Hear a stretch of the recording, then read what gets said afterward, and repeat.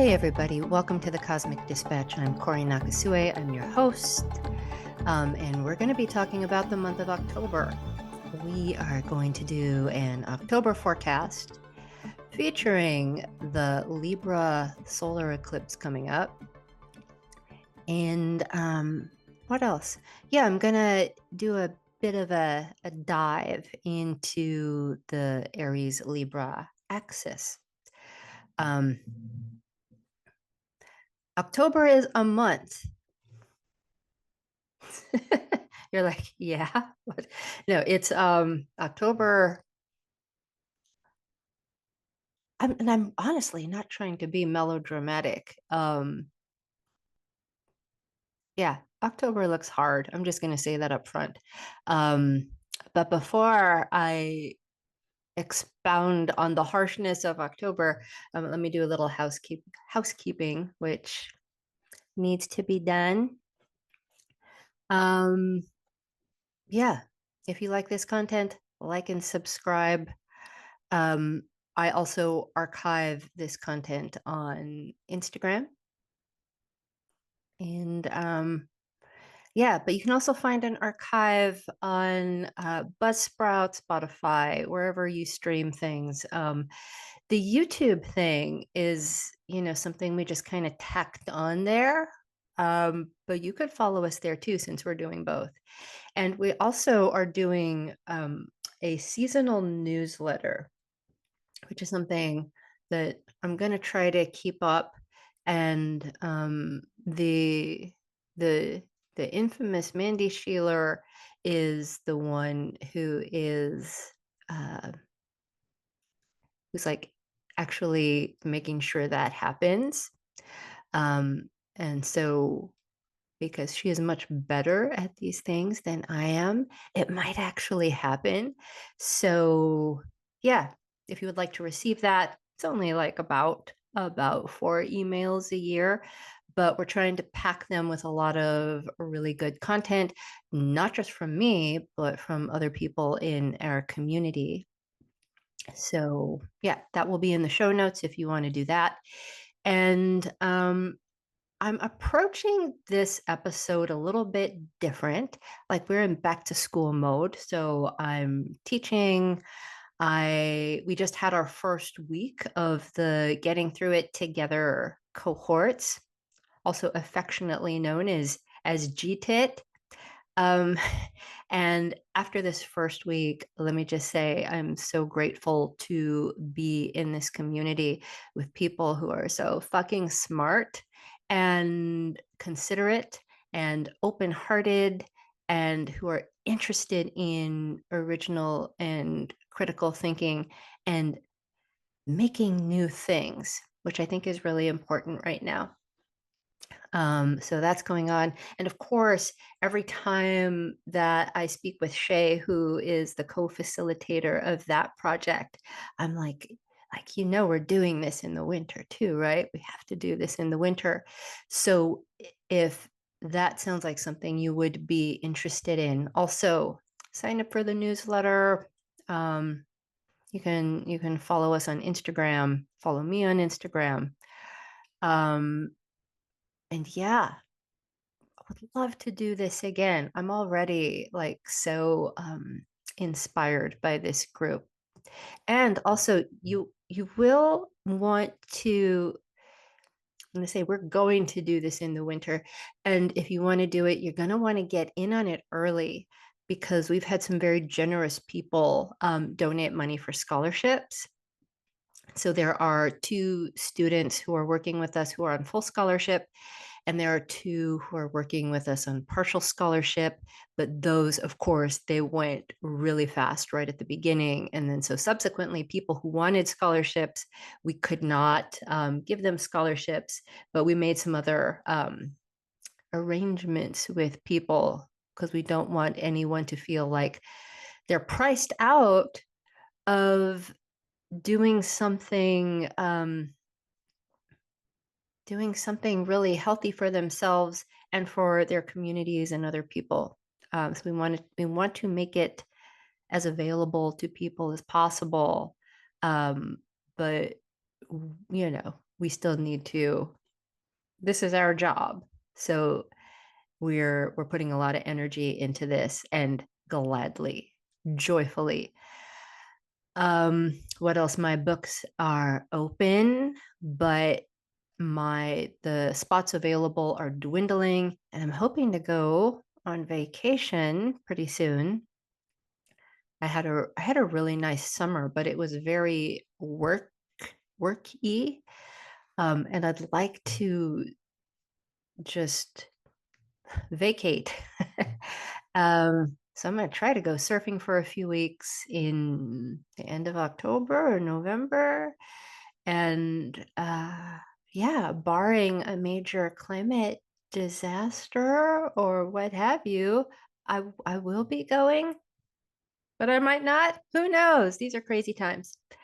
Um, so, and please, if you are going to book a consultation with me, please book through my website. That just makes it easier for me. And also, October horoscopes and an eclipse write up are available in the October issue of Chronogram.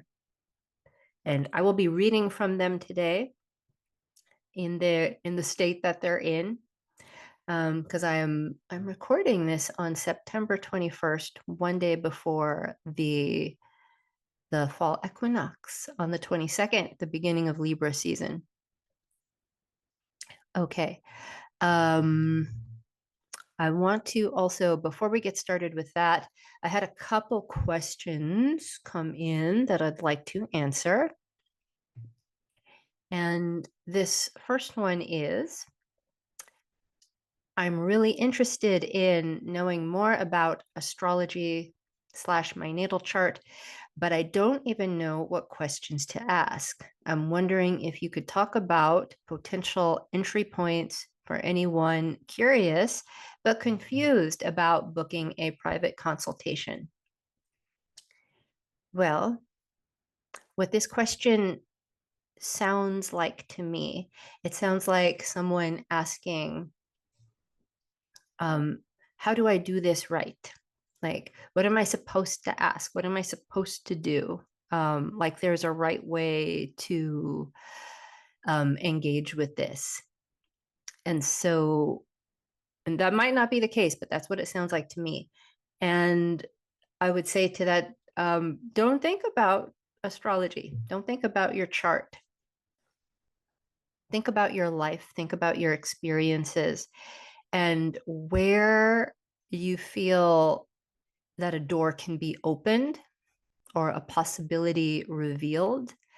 Um, if you're starting to notice patterns in your life, um, consistent obstacles, things that are troubling you, like those are ways in to this work. And then the rest of it just kind of blossoms from there. You don't have to enter into this in any specific way.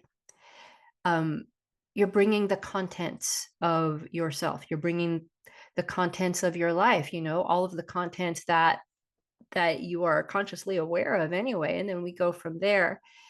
And one thing I always like to say about working with astrology in general, so that it's helpful, is astrology is really good at telling us maybe why, how, where, and definitely when, because we're working with time. But you're bringing the content, you're bringing the what. You are a active agent in your own life. You're an active agent out in the world. You're the one doing things, having experiences, and they're all valid grist for the mill. They're all valid astrology fodder. And you're entering into, the second, like you sit across from me, or you sit across from me in a Zoom screen, I'm going to bring something too, and we both can't predict what that is. And so don't worry, I won't worry about it. Just, come as you are, but with, having paid some attention to your life, and hopefully you have. Um, I think it's rare that I meet anyone that has not ever been reflective um, about their life, or has had have had no moment of introspection. That'd be pretty rare. And just so you know, there's no right way. It's all valid. And I have a second question. And basically, this person is reflecting some things I've said back to me and asking for more detail. Because I talk a lot about astrology as a relational practice, that it's all about relationships. And this person is asking, how so? If I could like expand on that. Um, and to that, I say, astrology, it's a type of mental training. It's a type of perceptual training in that we are learning to walk through the world with the understanding that we are creating ourselves, we are creating our experiences all the time in relationship to other people, other things, nature, and of course, the cyclical timing that is expressed by the cosmos. And so we're investigating that and trying to build some bridges between our lived experience and what we know about ourselves, what we think we know about ourselves, what we consider to be the things that we want, and how to co-create more experiences with everything else. I don't think astrology really works if you're coming into it with this idea that you exist in a vacuum, that everything you do, think, feel is somehow just there, like you popped out into this world and everything you do, think, and feel is just like self-referential. I just really don't see how you can be in relationship with astrology and do that relational work if that's your basic philosophy. Um, because, and to use like a really overused word that is starting to lose some of its meaning, or it's just being used really unconsciously, but I want to consciously use it here because it's a perfect word. It's co-creation. We're trying to, when we work with astrology, putting relationality right up at the forefront. We're trying to understand how to work with everything around us, how other things inform how we're creating, any kind of self-concept, identity, how we're creating any kind of version of reality, and how we're contributing to all the other things and people who are doing that as well. Yeah, co-creation. I hope that answered. I think that's what you were asking about. And if you still feel like I'm still, I still don't understand how astrology and being relational are working together, I'm going to address that. I think not specifically, but after I do the forecast, I'm going to talk a little bit about the Aries-Libra axis. And since we are in Libra season, we're going to talk about like one of the key things about Libra, which is relationality, the orchestration, and connectivity between lots of different things. So stick around for that, or you can jump to that if you don't need to hear the forecast. Yeah, it reminds me of this film that I really love. I'm sure a lot of you have seen it. I Heart Huckabees. It's a David O. Russell film. I really like David O. Russell. But in this particular film, um, there are, if I remember correctly, there are like two dueling philosophers. And on the one hand, you have this couple of philosophers who they're trying to help people according to their philosophy that everything is interconnected. And they actually do this like really funny thing where like they put a lot of disparate objects, I think, out on a table and they throw a blanket over the whole thing. And that, like life is the blanket that is covering the whole thing or that is connecting all these different things. So if something happens over here with this like one little piece, it'll affect something over here. And they are in conflict with another philosopher who believes that everything is separate and self-contained and one thing does not affect anything else. And it's really funny, it's really smart. And so, yeah, I think that has something to do with what you're asking. Okay. Um, yeah, let's get right to the October 2024 forecast. I have a lot to say, and honestly, I'm a little bit tired. So, yeah, apologies if I'm not as sharp or on my game today. I will definitely try to be. I'll try to focus here. So we're going to go through the October forecast.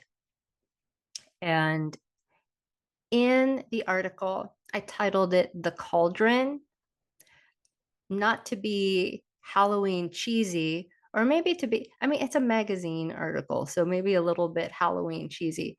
But let's say I was doing like a big forecast for an astrology magazine or something like that, or an occult magazine.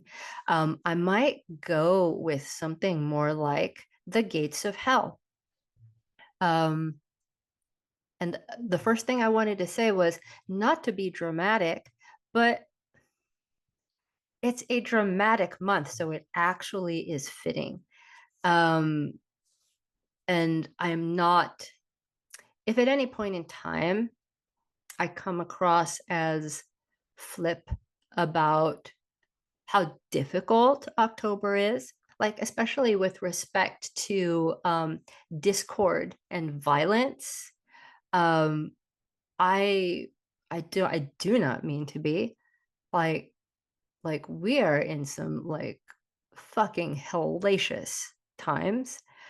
Um, but I'm also delivering a forecast. And no matter, how hellacious things are in the world for some people, and I say this could be a good thing or a bad thing.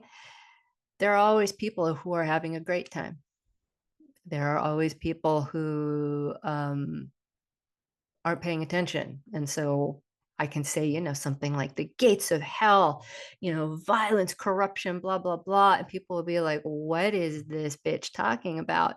Um, Not everyone's having the same experience. But I want to speak to, because also I know like specifically that some students that I'm working with and that Shay are working with are going to be using this as supplemental material. And I know those people are pulling this into their consciousness, and they are living very living in a very considered way with this reality. So right up front, if I'm saying saying like horrible things, I'm getting through the information, and I really do, I am not flippant about any of the horrendous things that are going on right now. So I just wanted to, and also just like how I talk. I'm very matter of fact, I'm very direct. I'm not gonna,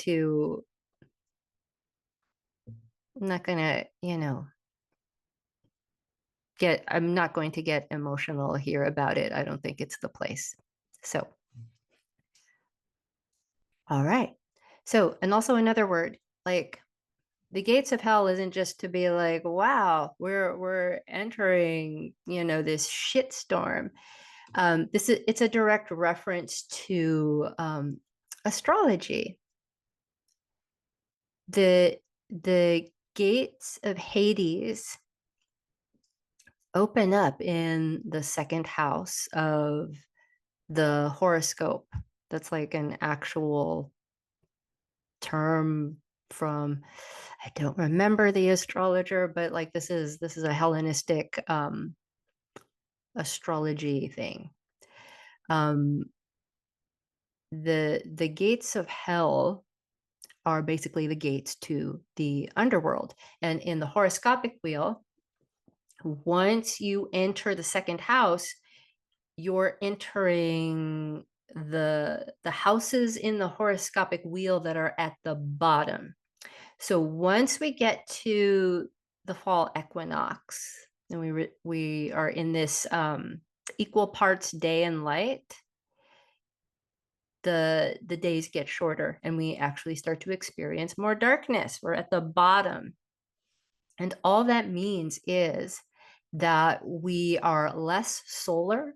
We're having a less solar time, a more lunar time, which means a more materialized time and a more embodied time, as opposed to when the sun comes around on the vernal equinox, and we're starting to get more sun, and we're pulling ourselves more up and out into the conscious realms, the mental realms, the spiritual realms, the ideological place. There's that lightness. So, but I didn't title it the gates of Hades. This is the cauldron, which even though it's Halloween cheesy, it still works. So I'm going to read that. If you love gothic melodrama, dark wave music, and espionage stories, October will not disappoint. Glamorized expressions of angst and yearning, and some rather savage actions in the name of power or passion are on the menu too. It's all introduced right up front with a solar eclipse in Libra on the second of the month. Typically, a Libra eclipse would indicate new beginnings that are sweet, judicious, and balanced, but this particular one has a stained history. And I will actually talk more about that as we go on. Where did I leave off here? Stained history, and is ruled by Venus in the sign of its antithesis. Venus in Scorpio can do many wonderful things, but balance is not one of them. Scorpio is a Mars ruled water sign, which turns Venus toward the beauty of darkness and extremity. It's not here to make friends. It's here to possess, obsess, and dig deep. On the heels of that eclipse, Mars enters its retrograde shadow on the 5th. The storylines that present themselves now will be revisited during the actual retrograde. Mars's condition is also important because it's in tense alignment with the full moon in Aries that takes place on the 17th. It also rules this lunation. This moon mirrors the situation with the Libra eclipse in that its ruler is compromised.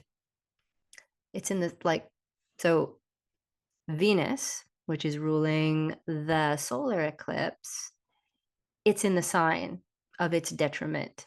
And then the corresponding full moon to that Libra eclipse, the full moon in Aries, is ruled by Mars. And Mars is in the sign of its antithesis. So we know that those two rulers are not happy. Mars cannot cut, which is one of the many things Mars does, but it can't cut as cleanly or move as directly in this water sign because it gets bogged down with feeling. But the sign of Cancer, which Mars is in, it can turn Mars into a ferocious agent of change and defense on behalf of family, home, and security. Emotions are both target and weapon with this combination, and traditions could come under attack. The atmosphere lightens up a bit as Venus moves into high-spirited Sagittarius on the 17th.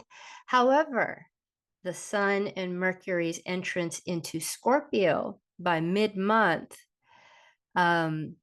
creates, even though Venus is gonna pop out of Scorpio, it's not gonna be at the goth club reading Edgar Allan Poe anymore. It's gonna come into a brighter sign, which is Sagittarius. But Sagittarius is still a sign that's full of force. It's fire and it's light, but Sagittarius is still, it's exuberant, and it can be exuberant in the best and worst possible ways. So there's still, the energy is just really high. And then we have the Sun and Mercury entering Scorpio, and then we're in Scorpio season proper, even though the beginning of October is very much toned by Scorpio because Venus is in Scorpio. We're stewing in the cauldron. And so that's a short look at October. Yeah, the Mars in Cancer bit, the whole Mars tenure in Cancer is very troubling. Mars in it does a lot of very intense. I'll even, again, I'm trying not to be like October Halloweeny with this, but Mars in Cancer does a lot of wicked things. It can do, like I said, a lot of very heroic things in the name of protection, but it's rough. Mars does not like being in Cancer. And one of the things I really don't like about Mars in Cancer is we take all of this, Mars is a planet of war. It is not just a planet of war, but that is one of the main things that it is attuned to. It's attuned to conflict. It's attuned to, how am I different from you? Where do I deviate from you? And it's a planet of force. I think that's actually the most accurate. I know we live in warring times right now, so I don't want to be very on the nose and make war predictions. But one thing I can say that is kind of true across the board, no matter what Mars is dealing with, is that it is a planet that is forceful. It enforces things, it pushes things, it's active. And when we put it in the sign of Cancer, which is supposed to be a place of nourishment, safety, and rest. I don't like that Mars is in Cancer for so long due to its retrograde and having like all kinds of altercations with everybody in the zodiac. But when I see Mars in Cancer, it's we are again waging war. I may be being literal. I'm definitely being figurative, but we are waging war in places that are supposed to be safe. So this is not Mars in the boxing ring. This isn't Mars in the sports arena.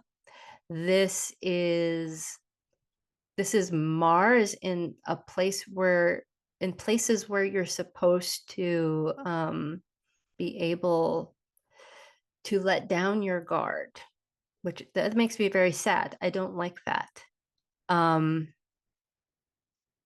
and also the emotions bit that I was talking about. Mars in Cancer, like typically, Mars in Cancer will just like come and punch you in the face or tell you you're an asshole. Like, okay, you can deal with that. You see the threat coming, you can maybe defend yourself. If Mars is trying to cut you, at least it'll cut clean. When Mars is in Cancer, it can't be as direct. It can't cut as clean. And believe me, like if you're a surgeon or if you're a butcher, you want your tools to be sharp. Otherwise, that can cause a lot of messy suffering. And so that's why I really don't love Mars in Cancer. And the way it attacks in these like subterranean, sneaky, emotive types of ways, which like if you're going to punch me like just straight on, I can see that, I can deal with that, I can defend myself against that.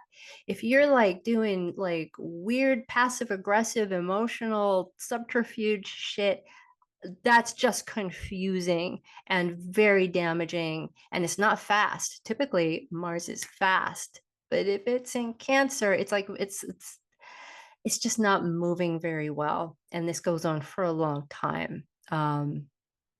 I don't like it. I'll talk more about Mars and Cancer as we get into the solar eclipse. And there's going to be a moment of silence for those of you who are listening on the pod, because I need to take a drink of water because I'm somehow very dehydrated.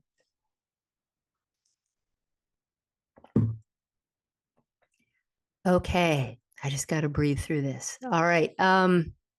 Okay, so then there's a second article that I wrote, and it's about the solar eclipse in Libra. And if I had to title this, there's some words I was playing with, um, something about barbarism and civility, like the civil barbarian, or the barbaric civility. And there's another two words I was playing with, and that's of feral and domestic. So already we're inching into Aries-Libra territory, right? The barbaric being, Aries, civility being Libra, feral being Aries, and domesticated being Libra. And don't email me and say, Cory, Aries isn't just barbaric. I know. I'm I'm trying to conjure something here. This is like poetry, right? So on a poetic level, just so you can, just as a way into thinking about the Aries Libra axis and playing around with that. Okay, here we go. All eclipses come in pairs. Every once in a while, there'll be a freaky one, and we'll have like 3 eclipses in an eclipse season. The second eclipse of this pair, the first was September 17th, occurs on October 2nd. And this time it's a solar new moon eclipse. You can read about the previous lunar eclipse and get more information about eclipses in last month's article. During a solar eclipse, the light of the sun gets blocked by the moon. And depending on the amount of coverage, we'll either experience a partial, annular, or total eclipse. This month's lunation is an annular eclipse, which is commonly referred to as a ring of fire eclipse because we can see a ring of sunlight around the moon. This differs from a total solar eclipse, such as the one we had last April, in that we're not going to experience darkness or a drop in temperature. I mean, and the difference between the ring of fire eclipse and a total eclipse, like it's these minuscule differences in geometry that determine. It's these tiny little differences. It's quite amazing that shift how much coverage we get. Astrologers often argue about the symbolic intensity expressed by the amount of light being blocked. But no matter anyone's opinion, we all regard solar eclipses as major astrological events. Imagine how disturbing this must have been for our ancestors. One moment you're out foraging for dinner in the sunshine, and the next thing you know, the lights go out. In astrology, the sun represents all that is consistent, life-giving, and conscious. What are we left with when those things get blocked? Well, we get interruptions in patterns, energy drains, and the surfacing of unconscious material. We have more access to our animal nature for better and worse. And while this sometimes manifests as disruptive events surrounding the actual days of an eclipse, that's usually not the case. Eclipses are beginning and ending points that unfold. I think of them as nesting dolls of process, holding certain subjects that crack open in a series of revelation. This particular eclipse is especially meaningful and volatile. It's the last eclipse in Libra we'll experience in this Aries-Libra series. That's huge. The first one we had on October 14th, 2023 was heavily influenced by Mars's interaction with Pluto and the South lunar node in Libra. So backtracking a bit, this is the stain that I was speaking to when I said these Libra eclipses are kind of stained. They're stained with that interaction of Mars and Pluto.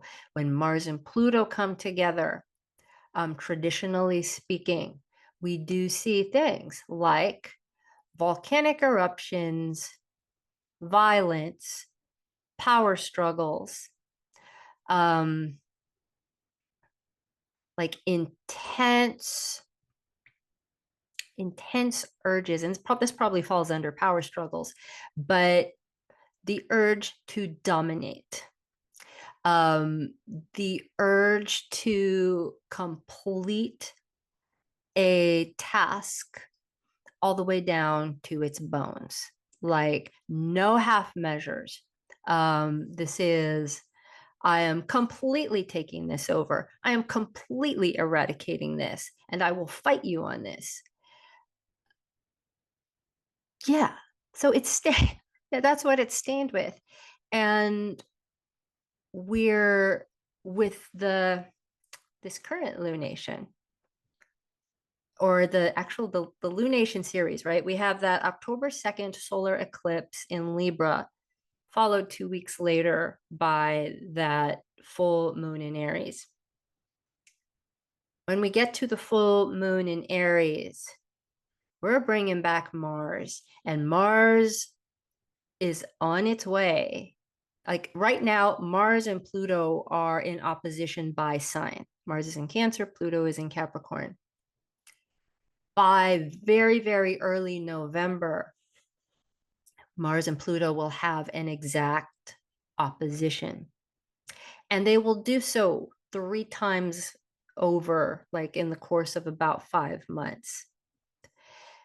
And that that activity, Mars is retrograde with it's opposing Pluto 3 times, pulls in, it kind of extends this story of the South Node Libra eclipses. And I'll speak a bit more about the South Node. And I also don't want any Libra people emailing me telling me, why am I shitting on Libra? I'm not shitting on Libra. This is the Libra expression of this particular time. This is South Node Libra, which is very different from Libra in a vacuum, or North Node Libra. And I will get to that. So just again, I am not insensitive about the horrors going on right now. And I love Libra. I actually do. I have a lot of Aries, and I've like voiced before that Libra energy is very difficult for me. But like, then why do I have like all these Libra in my people in my life who are difficult for me that I value very deeply? So I just want to express that as well, that Libra is an incredibly valuable, it makes a valuable contribution to the gestalt. So where was I? Um, so within this solar eclipse in Libra, corresponding full moon in Aries, we're bringing back, not even bringing back. I mean, this type of energy has been coursing through all of the Libra eclipses that we've had in this series. Um, let's see. Yeah, so we have similar influences this time around. Mars, the planet of discord and action, is in aggravated alignment with this full moon lunation by a square aspect. The 90-degree square configuration speaks to conflicting desires and values, but not methods. And you can kind of see how that can create this clash, right? It's like people wanting different things, valuing different things, but they're both pushing their agenda in the same way. The sign of Cancer, where Mars is placed, and the sign of Libra are both cardinal signs that are good at initiating action to enforce an agenda. We're likely to witness or experience overt attempts at change or domination that clash. Add to that Mars is involved in a grand trine. Okay, let me explain this a little bit, because this is a huge part of October and both lunations that happen in October. So a grand trine is 3 planets configured to each other by 120 degrees. And so if you're looking at a chart, it'll look like a big triangle. And there's a planet at each point. I'm trying to make a shape on YouTube, and none of them look like a triangle. But anyway, you can imagine in your head, you're making a triangle. At each point of the triangle is a planet. That's kind of what a grand trine looks like. And the planets involved are Mars, not having a great time in Cancer, Venus, not having a great time in Scorpio, and Saturn, not having a great time in Pisces. technically, Saturn is not in the sign of its detriment, but it kind of doesn't, it has a hard time in Pisces. It is not, it's not the material that Saturn is used to working with. It's frustrated. And so we add to that that the two disgruntled dispositors, having a hard time talking, the two disgruntled dispositors of both lunations in the month of October are in signs of their detriment and configured to each other in a grand trine. The plot thickens, and it thickens like boiling tar. I know it's soup season. This is not, oh, my stew is thickening. No, this is this is hot, icky shit. Yeah. Okay. Um, I'm just looking. I think I went off on a tangent and I actually said some of the things I already wrote here in a different way. And I did. Okay, so a little bit more about trines. Trines can be very stabilizing. Um, yeah, but with these three planets in these states of unease, what's flowing, that's another word used to describe trines. It's a flowing aspect. The energies support each other. They flow nicely together. Terrific. But what happens when you have three unhappy planets and all of that energy is flowing through and stabilizing? Like, like when astrologers, use words like, oh, this is stabilizing, and people automatically go, fantastic. It's, you want to stabilize things that are fantastic. We don't necessarily want to stabilize things that aren't working. So that's another like tricky point about October, that, yeah, I don't like it. And now we're going to move on to the south node. This solar eclipse is very close to the moon's south node in Libra and is exactly conjoined to Mercury. Mercury's influence gives voice and amped up mentality to Libra's plans. So I'm expecting another big news cycle. Whenever Mercury is involved with something that's going on, it's a bit like holding the microphone up to whatever's going on. The megaphone, word gets out about something. We're thinking about it. People are talking about it a lot. There's a lot of discourse and communication.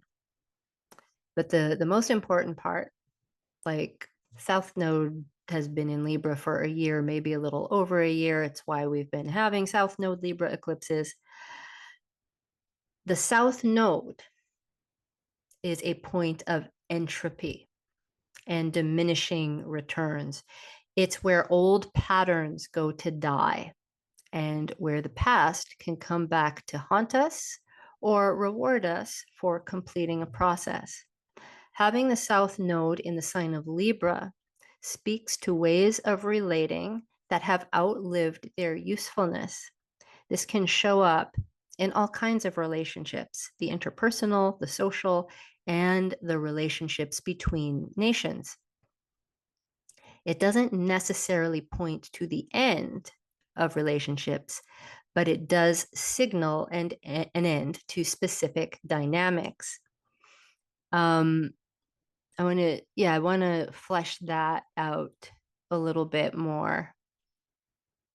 And this is why I preempted, like, Libra, do not get mad at me. I am not shitting on you.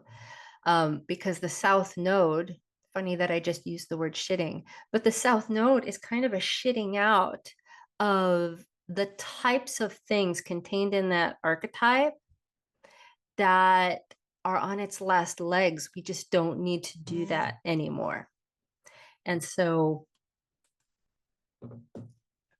and all the signs at some point are touched by the South Node. It's like these are the types of Libra things that we don't need anymore. And so there's, with this solar eclipse, which is a new moon, which which always is a seeding. It marks the beginning of a new cycle. But we're also shitting out some things as well. And so there's almost like this needing to phase things out so that we can start something new. So even though there's a new chapter opening up, there's something purgative about it. And it might not feel as, my phone keeps blowing up. It might not feel as like, oh, a fresh start, a blank slate, because again, we have some stain going on that needs to release itself at the same time that there's a new thing that wants to happen. Okay, enough about that. So Libra is the sign of justice, fairness, and diplomacy.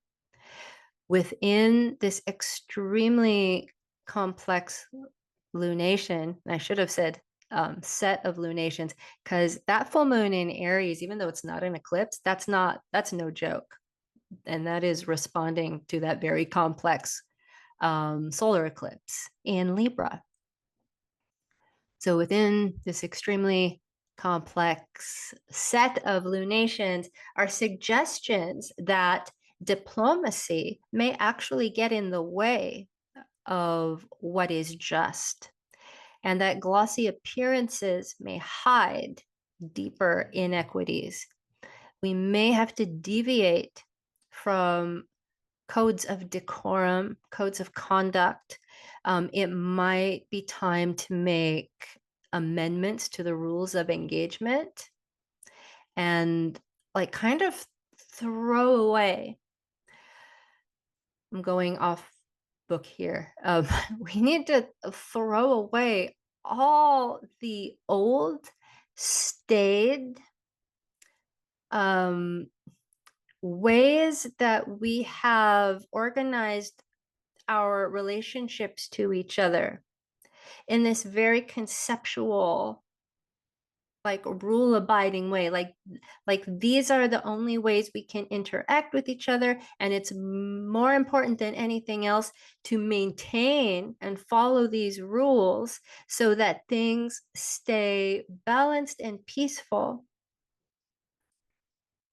even in the face of reality telling us that that's all just a sham and a cover for how grossly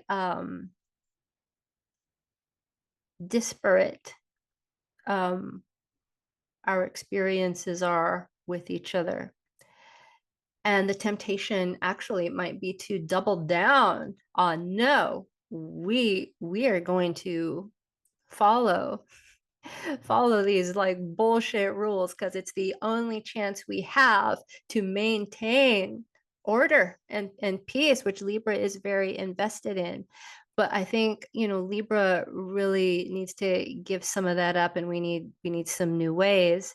And this is where Aries on the other side with the North Node is going to start really, I think, rearing its head. Like you can't keep Aries down for very long. And again, it's like, oh yeah, Aries is war. It's like, yes, and I think it's more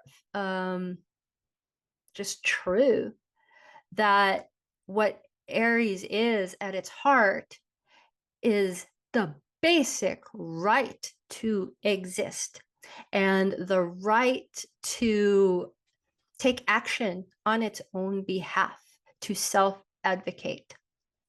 And if there are structures and orchestrations, Libra, let's not forget that Saturn is exalted in the sign of Libra. So Saturn loves being in Libra, likes those rules. But what if those rules don't work anymore and they're actually obscuring some grave injustices? See, actually, like Libra as a whole, Libra would not be down with that. Libra actually doesn't want that. But there might be a fear of turmoil that Libra doesn't quite want to deal with, right? Libra is inclined to think of itself as being civilized, sophisticated, cultured, and cultivated. Libra likes to think of itself as taking the high road. I'm not getting down in the dirt with you. And, sometimes that works for certain things, but I don't think that it's working now because the life force of Mars and the sun is exalted in Aries, wants to emerge, and it wants to claim its right to exist and take up space and be, aside from all of these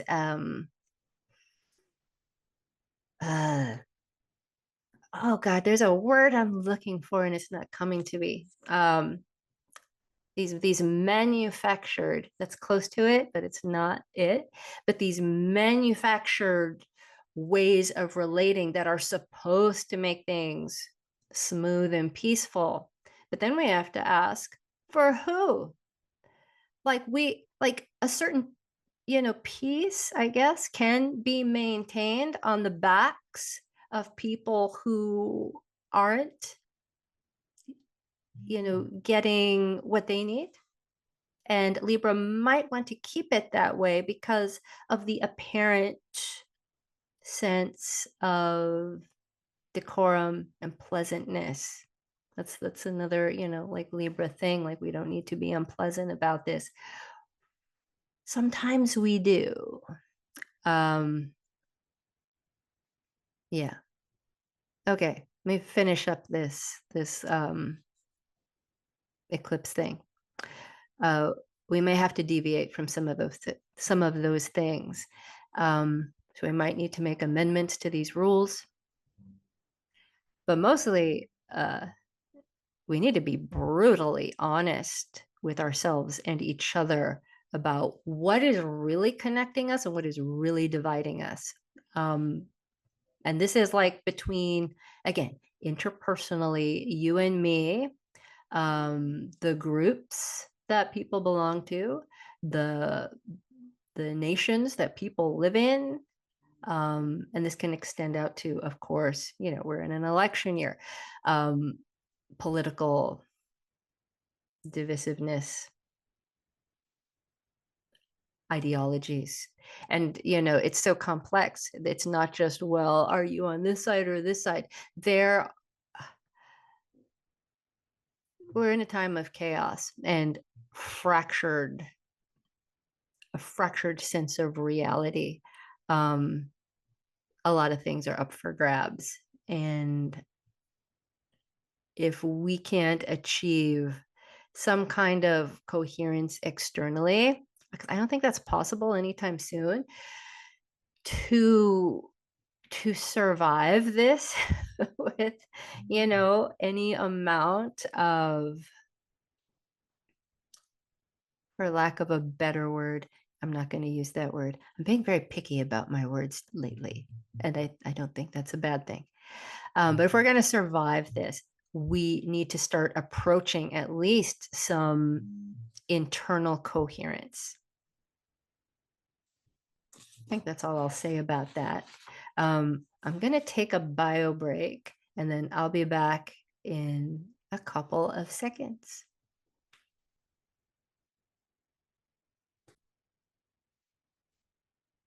Hey everybody. Okay, I'm back. I'm back from the bio. Um okay, so I want to take us into, and this is really meant, well, it's meant for everybody, but I'm doing this in this way today. I'm trying something. Um I'm trying I want to introduce a couple of concepts for my students and fellow practitioners in the groups that I'm in so that we actually have more time to dialogue in group instead of having me run through doing a lot of monologue and then we don't get a lot of dialogue in. I'm just trying this. And the first thing I want to talk about on the Aries-Libra axis is this notion of self and other. So if you study astrology, you're like, okay, duh. It's like Aries is the self, and Libra represents the relational. But I want to insert some other things to think about when we're talking about self and other and that axis, right? Because, I've said like a million times, it's not that there is Ibra, there's Ibra. I'm having a time here. That there is Aries on one end, and the opposite of Aries is Libra, and that they are diametrically opposed and therefore incredibly different when that is not the case. Aries is dependent on Libra, and Libra is dependent on Aries, and together they form this axis of relationship. We call, like, in the horoscopic chart. Um, and then traditional astrologers, don't get on me for this. I'm using a modern astrology example because it fits. In modern astrology, the first house corresponds with the sign of Libra, and the seventh house corresponds with the sign. Jesus, I keep fucking this up. The first house corresponds with the sign of Aries, and the seventh house corresponds with the sign of Libra. And that forms the axis of relationship: self, not self, self, other. Um, but how? And this goes to the question that someone sent me that actually might help you with this, that this will inform. Um, Self and other, I see as like intrinsically the same thing. And I'm not going into like some new agey thing or, oh, what is this term? I'm gonna say this wrong. Is it in Lakesh, Alakesh, or something like that? You are another me, I'm another you. Yes, but yes, and um, okay, in certain contexts, but I'm speaking to the dependence on Aries and Libra as a type of co-creation. You need Aries and Libra together to co-create the self, and you also need Aries and Libra together to co-create the relational. Okay, something to think about. Um, and then, of course, this brings into the conversation, well, what is the self then? Does a self exist? If so, where is it located? Is it stable? Is it fluid? Do we have a core that never changes and then everything around it does? Um, and and everyone's going to have their own experience of the self and their own philosophy of the self. But lately I've been playing with the idea that the self is fluid and relational and dependent upon environmental factors and our relationships with them. And this includes other people. I think the self is born in relationship, and whatever we define as me changes depending on who or what we're relating to. And facets of who we are come to the fore in certain situations, and others recede or become dormant. I also think that it's in relationship that we create a self or co create a self, and having an other to reflect ourselves back to ourselves is part of that creation or co creation. Until I'm reflected back to myself from the outer world, I am largely a figment of my own imagination. This is why, you know, when we talk about things like, again, horrible things like solitary confinement, why is that one of the most horrific things you can do to a human? It's because you lose your whole self concept. You can't orient to time, space, much less your own body and your own psyche. Um, it's a kind of death. So sorry for that bit of darkness, but um,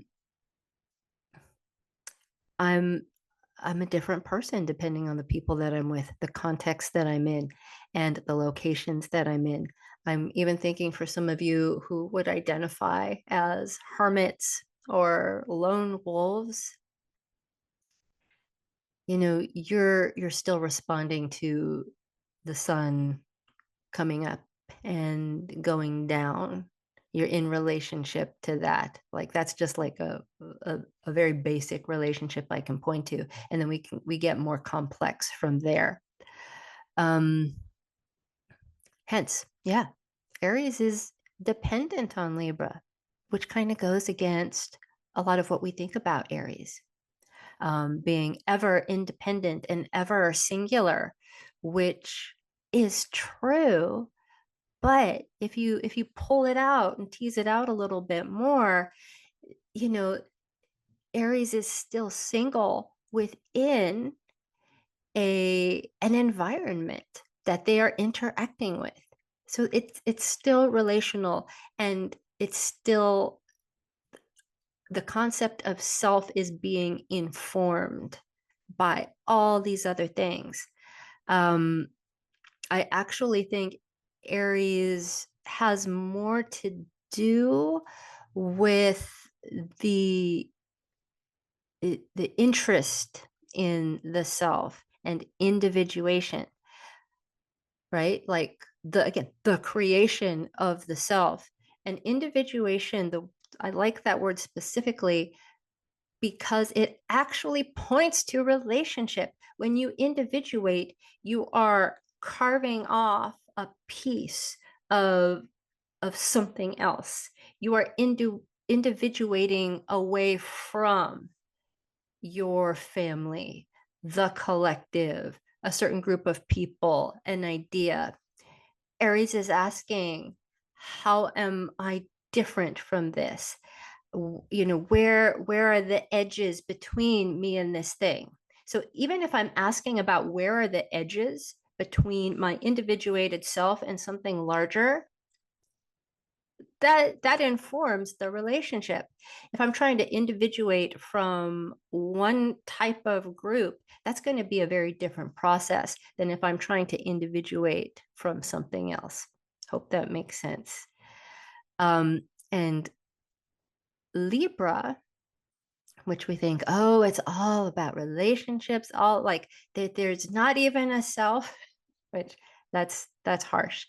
But when Libra goes a little funny, we get words like codependency and all of that. But actually, Libra is quite forceful in its own right about, again, like I mentioned, it's a cardinal sign. It does have an agenda, and it wants to arrange many different things in relation to each other. Like it does need the other. It's aware of that. But there is a force doing that. And that force is coming from that point of departure, which is Libra. Um, oh shit. I was going to say something good and then it just slipped my mind. So maybe it'll come back. I'm not going to go looking for it. Um, but yeah, oh, I got it. So we're like, oh, Libra loves peace. Libra loves connection, and it doesn't, it doesn't want turmoil or discord. It doesn't want to be confrontational. And yet, in order for Libra to do its Libra thing, Libra will often find itself in and gravitate towards situations of inequity and discord so that it can, we're all living, breathing verbs. We're doing things. I know that goes against the whole what is it? Be a human being, not a human doing. We're not here to be productive. That is not what I'm talking about. We are we are movement, and Libra needs to find places to even things out, smooth things out, connect things. So it will often put itself in Aries types of situations because it needs them to be able to be Libra. And I'm hoping if this is all sounding very circular, good, because that's what I'm trying to illustrate, that they depend on each other to create the whole concept of relationality and self. I think I'll stop there while I'm ahead before I'd like talk myself into another circle. Um, and then, which brings us to, I wanted to say something about attraction and repulsion and how all that fits in. So when we're working with Aries Libra, we're typically thinking, oh, Aries is going to be, repulsion, right? That's not me. This is how I'm different. This is how I'm singular. And Libra being relational. Oh, this is how we're the same. This is how we get along. This is how we work together. And I want to illustrate somehow, I hope I can do this without confusing y'all, that both of those things are actually the same type of process. How so? That repulsion or aversion, especially deep repulsion or deep aversion, and and love and infatuation and being attracted to are kind of the same thing in the astrological world. So, going back to the horoscopic wheel, we have the first house, we have the seventh house. Seventh house is not me. And a lot of, and again, in modern astrology, traditional astrologers don't email me and tell me, well, actually, like I know that's a traditional astrology thing. I'm using a modern template right now. The seventh house is the marriage house, partnerships, best friends, but also enemies. They're all the same. They're the other. They are the not me that we are drawn to. But then you're going to say, but wait, if you have an enemy, you're right, you're repulsed by them. You don't want, you don't like. That's not me. I'm not attracted to that. How is that the same as attraction? They're the same in that they are recognition. And again, I'm thinking about like really outsized, not like, oh yeah, I like them, they're cool, or yeah, they're kind of annoying, I don't want to fuck with that. um I'm thinking of like, I hate this person. I hate this person. I can't stand them. Everything they do just sucks. Like they're the most vile thing, like really outsized. And also on the other end, oh my God, I think I'm in love. This person is so amazing. I'm so attracted to them. And, they're so virtuous and whatever. It's the same thing. It's all recognition that other that you have said, that is not me. Actually, there's a little seed of what you're recognizing in either case, the other in you. Oftentimes when we have something that's unconscious developing in us, that's when we'll start noticing the presence of this other emerge in our external life, either through a person, a group of people, some kind of situation. And we'll think, oh, that is an external event happening outside of me that I have feelings about, or that is a person that has come into my consciousness that I have whatever feelings about. But what is really happening, yes, some of you are like, duh, Cory, this is Jungian. But some of you don't know this, or you haven't thought about it in a while. That when something is starting or wants to emerge into consciousness that isn't there, remember, things come to the fore, things recede, that as something is developing in you, in order for you to deal with it, because like it's still developing, you're not conscious of it, it will come into your consciousness externally so that you can start to deal with it. And hopefully you will deal with it. Because the the um the unfortunate way that we could deal with these things is to keep thinking that this external thing really is something external that you're having feelings about. Like that thing is so awesome or that thing is so shitty. And you have to like do something about it. Like in the case of repulsion, I have to like do something to eradicate that. I have to do something to cancel that. You're actually you're canceling that thing inside yourself and perpetuating internal division.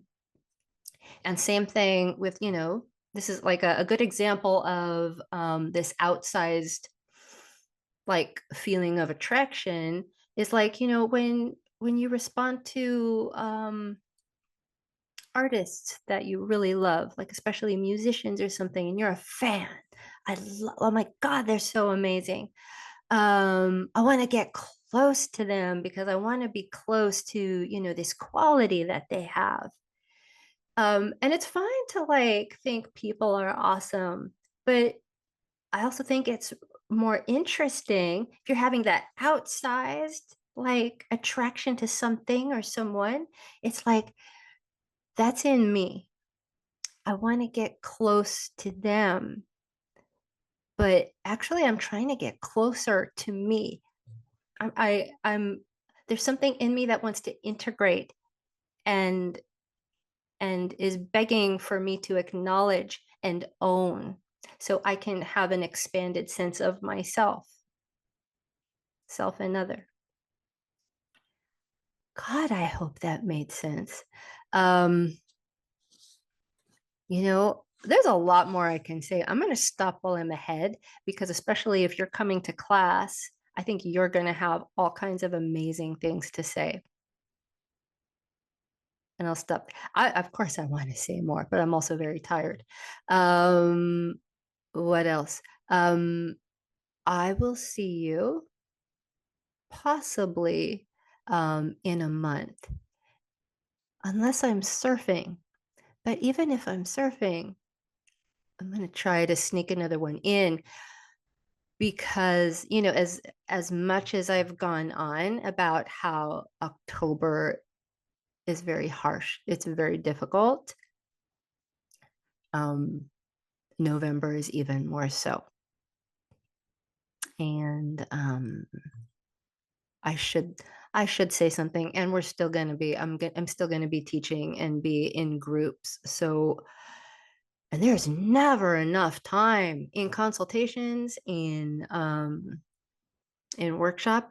There is just never enough time to really flesh out the layers and layers of complexity that are swirling around us right now. So I will leave you with that. And thanks for listening. And just take care of yourselves. And I will. I mean, whatever the next time is, that's when I'll see you. So bye for now.